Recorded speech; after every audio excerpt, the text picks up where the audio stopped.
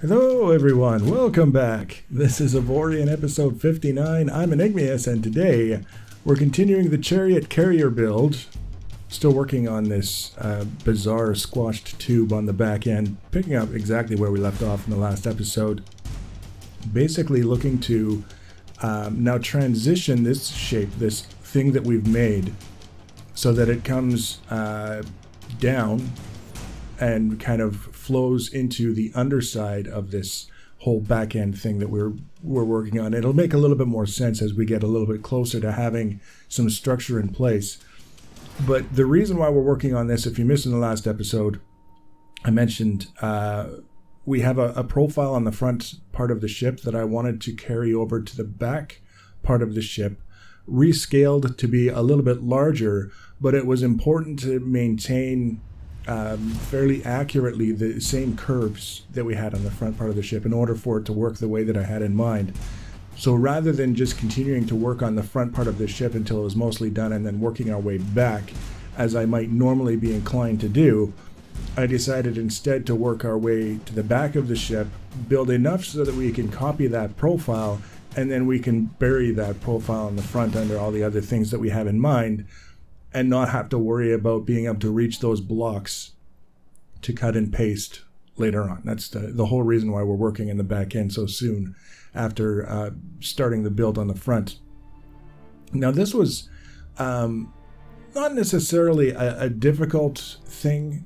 Once you get the hang of doing compound curves like this, basically curves along two axes specifically, it's a fairly straightforward process, but it's just a question of doing it and then looking at the end result and deciding if it's the profile that you're looking for, the shape of the curve that you had in mind. And in this case, it took a little while, first of all, to get that profile, to get that shape done the way that I wanted it, and also to get everything lined up the way that it was supposed to be. There were a number of different situations that I encountered where everything was just that little wee tiny bit out of alignment.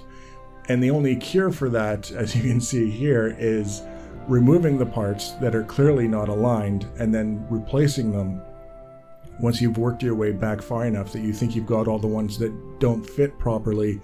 And eventually, if you're thoughtful about how you're doing it, you'll catch the ones that were causing the problem, and then you'll be able to put everything back in place, and the problem will be solved. And in this case, we're working with blocks that are large enough that it's not really that tedious to go through and replace them. When it gets to the really, really small sort of detailed profiles, that's when it starts to get a little bit painful at times, just because there's a lot of zooming in and spinning around and all that other stuff that goes around with working in that kind of detail. So you can see the main profile seems to be coming together. I'm more or less happy with it, kind of working my way. Every once in a while, when doing this sort of curve, if you just keep using the same resolution, basically matching all of the blocks, lining up all of the blocks to the one that you placed before, you'll encounter situations where parts of the profile just go out of alignment. They just kind of go out of whack, and there's really very little that you can do to prevent that from happening, short of making certain blocks smaller. So you're still creating the same profile, but you're doing it with more smaller blocks, and then you have the opportunity to catch those areas where it starts going wonky with those smaller blocks and correcting it. But in this case, I didn't really want to do that. So I decided that whenever I encountered that situation where things were just kind of getting pushed a little bit askew, that I would kind of leave it for the time being and then see what I could do when we get towards the end of the process about going back and sort of smoothing it out, because that's the other option. Aside from going through and making some blocks smaller so that you have more granularity, you have more control over where things are going, the second option is to just kind of live with it for a while until you get everything around it taken care of, and then you can sort of redo it. And that's exactly what's happening here. This specific point here, you can see it kind of flares out a little bit. And that was kind of a problem for me, because every time I see that, it reminds me of like a World War II German helmet. The way that they had the tendency to flare out. They had like sort of a curved flare at the bottom. And it's really not a shape that is evocative of happy times. It's just, for some reason, it's something that occasionally I can envision having it as part of a build.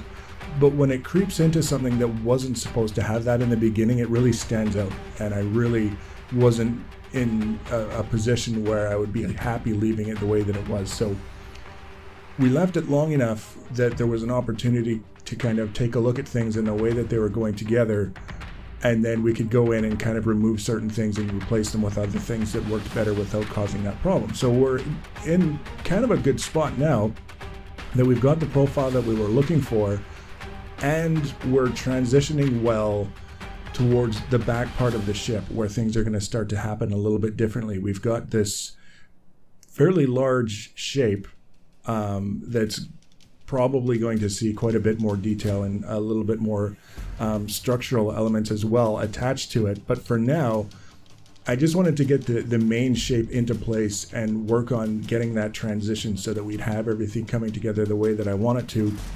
And then we can start working down from this area, and that's when we'll have the opportunity to take that profile from the front and put it on the back. It's not until we start working down from this particular feature that we're going to have the space that we need and access to build in that particular area. Again, maybe one of those things that'll make more sense once you see it. At this point now, this specific point, looking at it, it's that back section that we just finished working on is now 90 degrees. It's perpendicular to the horizontal axis of the ship. So it's the vertical axis, we're right on 90 degrees. So now we can start transitioning it down. And if we want, we can curve it towards the front of the ship, and we're well positioned to do that. So that having been done, I wanted to kind of give a little bit of scale and a little bit of completion to the overall top portion of this rear part of the ship. So we've got that one specific feature, but that wasn't supposed to be the thing that defines the entire back end in terms of its dimensions. It was just one feature that we put in place to cover the end of that beam. And I think it's interesting. I like it, but I also had to keep in mind that we had some other things that we had to resolve in terms of how we were going to manage this back end before we could declare that we were basically set up and ready to go and start transitioning things down. So we're working with fairly large slabs at this point. They're not thick necessarily, but they're fairly large pieces because we're covering quite a large area.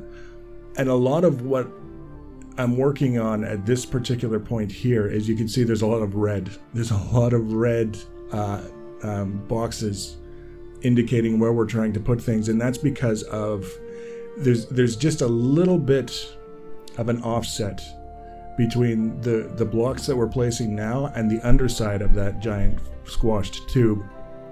So it's running into the inside corner blocks that we use to make this transition on the underside, yada yada yada. Long story short, we had to remove some of the blocks that we had just placed so that we could place the flat blocks that will be the top of the main superstructure on the back end of the ship.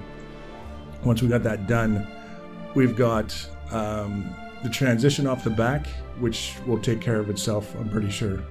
I hope when we get around to it, it's not too much of a concern now. We're just kind of filling it in and getting it ready so that we can set it aside for the time being.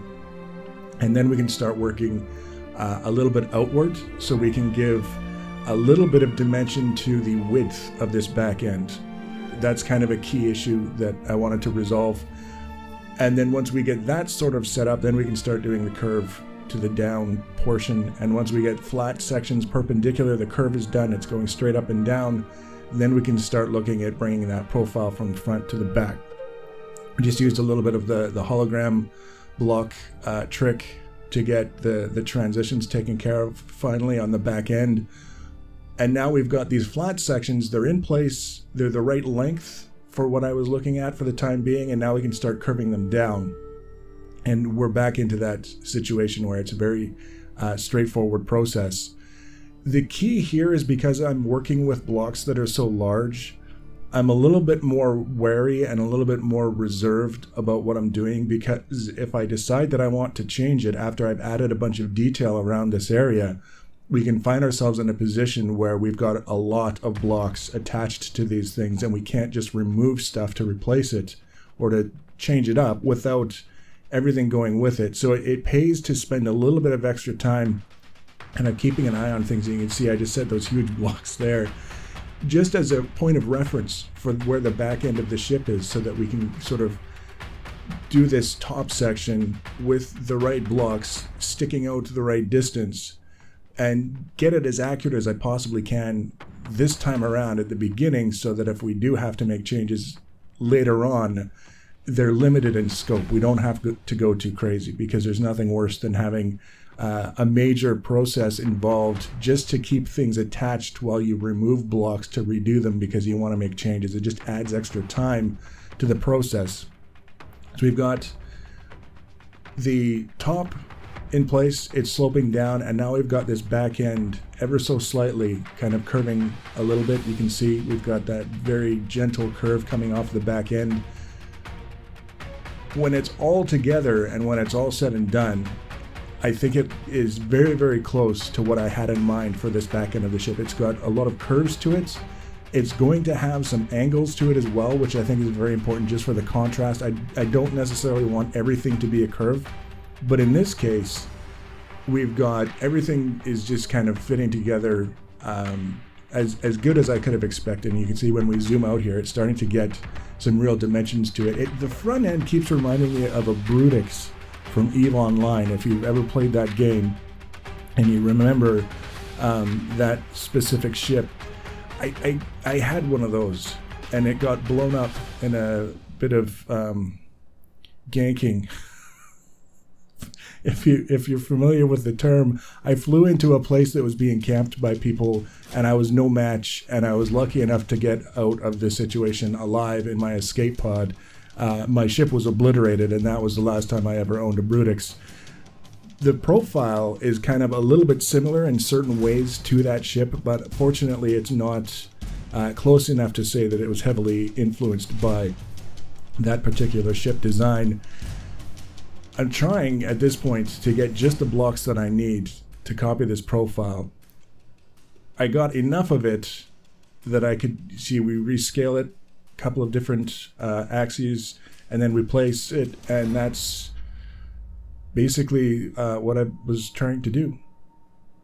Pretty straightforward. I mean, in the grand scheme of things, it's a very, very simple way to add extra mass to your ship in a hurry. But I really like the way that this is turning out, because we've got now a little bit of angularity on the back end that we were missing up to this point. But I still really like the curves that are going on. And I started messing around with placing the hangers, because this is another one of those things where if I wait until too late in the process to try and place the hangers, I run the risk of having to make a lot of big changes that I could have avoided if I had just placed the hanger first and then built around them. So that's what I did. You can see we've got one hanger in place now, and I decided I wanted to try and place another hanger just because we've got all of this space on the back end, and if it's going to be a carrier, it made sense to me that we possibly have more than one hanger. But once I got the second one placed and I looked at how many fighters we had capacity for, I realized that 2 hangers was way too much. We had capacity with the 2 hangars for close to 400 fighters as a minimum. So by removing the second one, it did take me a little while to get it into place, but by removing it, we cut that. So now we've got a minimum of around 200 fighters up to over 1,000 in the maximum. So we're not going to be hurting for fighter capacity by any stretch of the imagination. But now we've got this back end, we've got the profile transferred the way that I wanted to. We've got a hanger in place that seems to be plenty of room for what we need, and it's open on both ends so that we don't have to worry about running into the same situation that we did with our station, where it's open on one end but the game says it's not adequate for fighter use. Next episode we're going to pick up exactly where we left off again But this time we can basically pick and choose where we want to work, because we've got the front end is available now. We don't have to worry about burying the profile that we wanted to preserve. The back end is coming along nicely. The middle section isn't going to get a whole lot more done to it. There's going to be another structural element probably that runs underneath, and maybe some narrow ones that kind of go along the sides somewhere, but there's still going to be that cavity in the middle. And I think that that's going to be kind of an interesting thing, just a cosmetic sort of choice that we make about the design of the ship without having to worry too much about whether or not it's functional. So if you want to be notified about the next and future episodes in this and other series, the easiest way to do that is to subscribe to my channel or follow me on social media. Links for social media are always in the information section below the video. Feel free to leave your comments and feedback. Thanks for watching, guys, and take care.